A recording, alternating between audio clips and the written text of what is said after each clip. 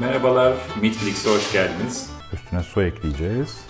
Baharatlarımızı çekiyoruz. Büyük bir kısmını bu cebin içine yerleştireceğim. Tekrar sprey yapalım. Yine Gördüğünüz gibi anında Jos diye bir ses geldi.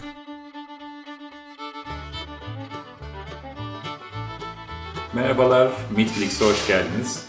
Bugün mangalda antrikot rosto yapacağız. Aynı zamanda rostomuzu fümeleyeceğiz. Güzel bir parçamız var. Yaklaşık 2 kiloluk yağ dağılımı, yağ mermerize yapısı fena olmayan bir parça. Bunu önce baharatlandıracağız. Baharat karışımımızla birlikte bir adım ileriye taşıyacağız. Ardından da mangalımızda uzun bir pişirmeyle önce ters mühürleyeceğiz. Sonrasında finalinde de tekrar mühürleyerek bitireceğiz. O zaman hadi antrikot rosto başlasın.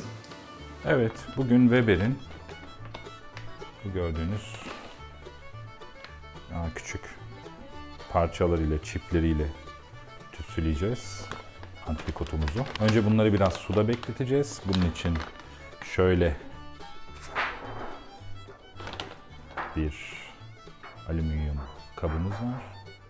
Bu mangalcılıkta çok işe yarayan bir alet. Bunu görüyorsunuzdur mutlaka mangal reyonlarında.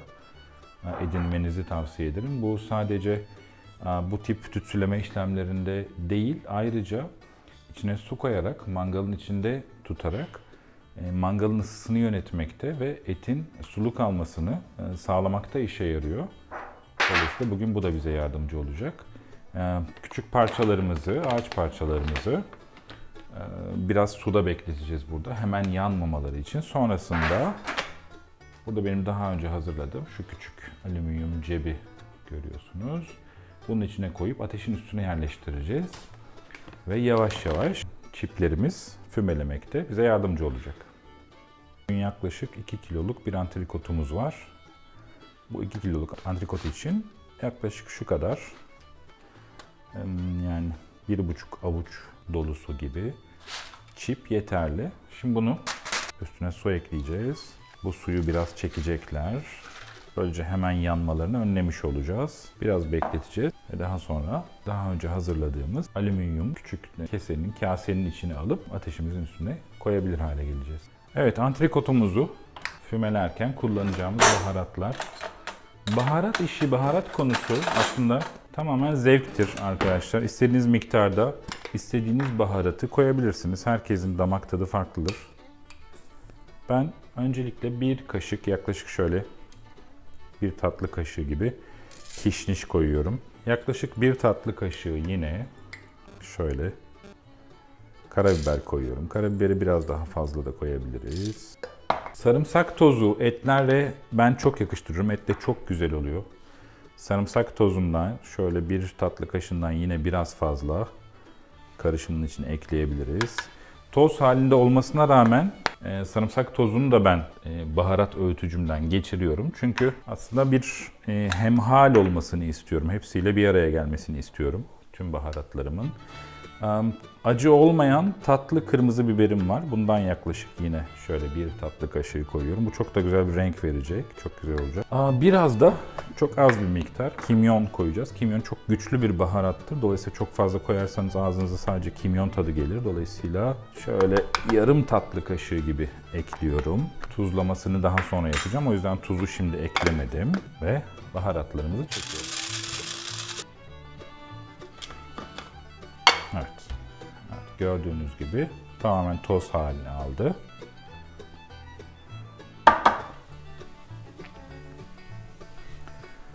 Bununla etimizi üstüne tuz da ekleyerek kaplayacağız. Evet. Fümelemekte bugün ceviz kullanacağız. Parçalarımızı biraz suda beklettik. Suyu çektiler iyice. Artık hazırlar. Büyük bir kısmını bu cebin içine yerleştireceğim. Böylece hemen yanmalarını engelleyeceğiz. Ama bir taraftan da fümelemekte bizim işimize yardımcı olacaklar. Füme işlemine hazırız. Evet, sıra geldi etimizi baharatlandırmaya.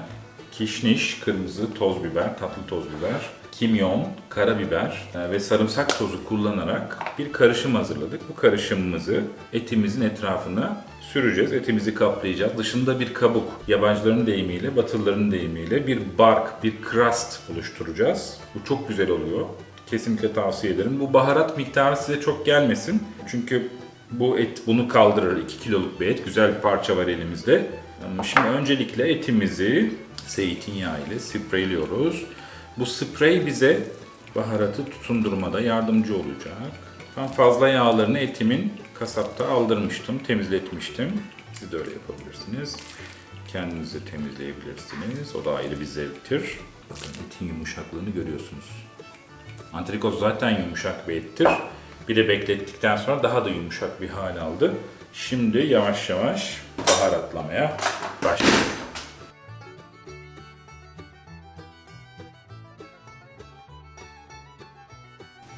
Yan taraflarını aynı şekilde baharatlıyoruz. Bol bol, elinizi korkak alıştırmayın. Bu baharatı fazlasıyla kaldırır. Arzu ederseniz kaplamakta benim gibi zeytinyağı kullanmak yerine hardal da kullanabilirsiniz. Hardal da tutmada size yardımcı olur.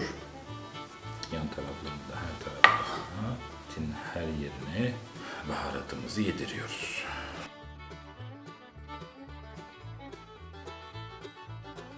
Tekrar bir sprey yapalım. Yine baharatın çamurlaşarak, yani baharatla birlikte zeytinyağın yoğunlaşarak bir araya gelerek tutunması için. Sprey zeytinyağı bu işlerde çok işe yarar. Kesinlikle tavsiye ederim. Hem zeytinyağı israfını önlersiniz hem de daha etkili bir şekilde malzemenizi kullanmış olursunuz.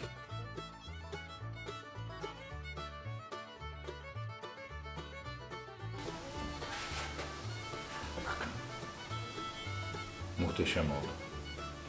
Biraz da tuzlayıp ateşe gitmeye hazırız. Evet, sıra geldi eti tuzlamaya. Yine spreyimizi kullanıyoruz. Şöyle. Bir elimiz ete değiyor, bir elimiz değmiyor. Gördüğünüz gibi spreyledik. Evet. Ben şöyle Çankırı tuzu kullanıyorum. Bu kalın bir tuzdur. Epey taneleri iridir. Ama bu etle kullanabilirsiniz. Tuza değen elim ete değmiyor gördüğünüz gibi.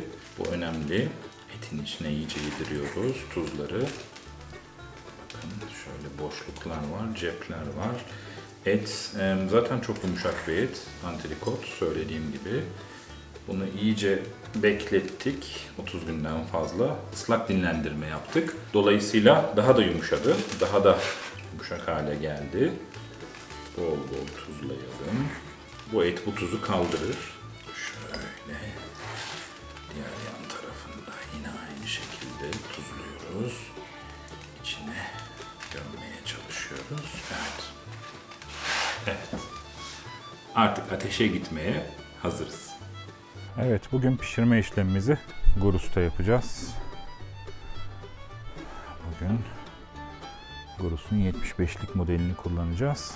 Mangalımız hazır. Ben ateşi zaten yakmıştım daha önce. Daha önce içeride size gösterdiğim odun parçalarını, ceviz parçalarını bir alüminyum folyonun içinde şu gördüğünüz döküm ızgaranın altına yerleştirdim. Diğer tarafta yine alüminyum kabımızın içinde su var. Bu su bize pişirmede yardımcı olacak. Etin nemli kalmasını sağlamakta yardımcı olacak. Etimiz hazır, baharatlanmış durumda. Bir süredir baharatında bekledi. İçine daha iyi etki etti baharat. Etimizi şuraya koyacağız. Endirekt pişirme yapacağız. Gördüğünüz gibi ateşimiz burada. Hava kanallarımız, havalandırmamız yarım açık yaklaşık olarak. O zaman pişirmeye artık başlıyoruz. Evet, etimiz mangala giriyor. Birazdan problarını takacağım. Termometre ile takibe başlayacağız. Operasyon başlıyor. Harika olacağına eminiz. Evet, sıra geldi termometreyi, probumuzu takmaya. Bugün kablosuz bir termometre kullanacağız. Bu gördüğünüz dışındaki kısım bize mangalın sıcaklığını söyleyecek. Ucu da sivri olan tarafı da etin pişme derecesini söyleyecek. Şimdi bunu etin en orta yerine, en kalbine denk gelecek şekilde saplıyoruz. Böyle. Evet. Yerleştirdik. Termometremiz çalışmaya başladı. Etimizin üstünde 2 tane kablosuz termometremiz var. Bir de manuel olarak ölçelim. Çünkü bir Alman atasözü der ki güven iyidir ama kontrol daha iyidir. Bir de şuradan bakalım. 52 dereceleri gösteriyor. Pişmesine az kaldı. Bir 5 derece sonra alacağız. Ve direkt döküm ızgaranın üstüne yerleştireceğiz etimizi. Orada da bir 5 derece kazanacak kısa sürede. Sonrasında alüminyum folyo ile dinlendireceğiz. O esnada da kazanacağı 5 dereceyle etimiz tam olarak pişmiş olacak. Operasyon devam ediyor. Evet, etimiz pişti. İç sıcaklığı problardan birinde 59'a, diğerinde 57'ye geldi. Yani az orta seviyede pişmiş durumdalar. Şimdi artık mühürlemeye geçiyoruz. Ters mühürleme yapacağız demiştim. Eti artık direkt ateşin üstüne alıyoruz.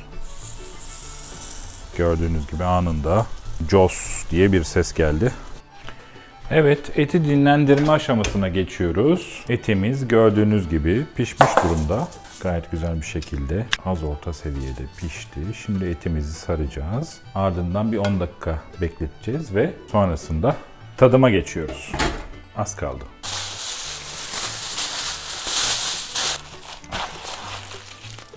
Son 10 dakika. Evet, tadıma geçiyoruz. Etimizi yaklaşık bir 10 dakika dinlendirdik.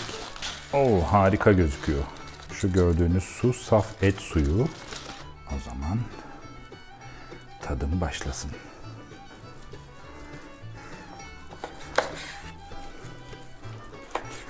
Evet, rengi gördüğünüz gibi orta pişmiş seviyede. Çocuklar olduğu için bugün biraz daha büyük pişirdik. Biraz daha fazla pişirdik ama etin sululuğunu görüyorsunuz.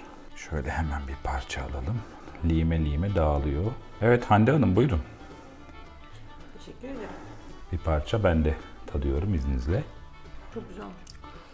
Üst kısma yakın kısımları biraz daha tuzlu. İçi, orta kısmı tuzsuz. Evet. İçine ayrıca tuzlamak gerekiyor. Ama kesinlikle çok lezzetli. İşte bu kısmı müthiş olur. Evet, böylece ilk videomuzun sonuna geldik. Umarım videomuzu, bugün yaptığımız yemeği, tarifi beğenmişsinizdir. Eğer beğendiyseniz lütfen aşağıdaki like butonuna, beğen tuşuna basmayı unutmayın. Meatflix'te her pazar günü sizlerle yeni bir içerik, yeni bir tarif paylaşacağız. Bu tarifleri, bu paylaşımları kaçırmamak için abone olmayı unutmayın. Ve eğer imkanınız varsa lütfen bildirimleri de açın. Meatflix'e hoş geldiniz. Yeni videolarda, yeni içeriklerde her hafta tekrar görüşmek üzere. Hoşça kalın.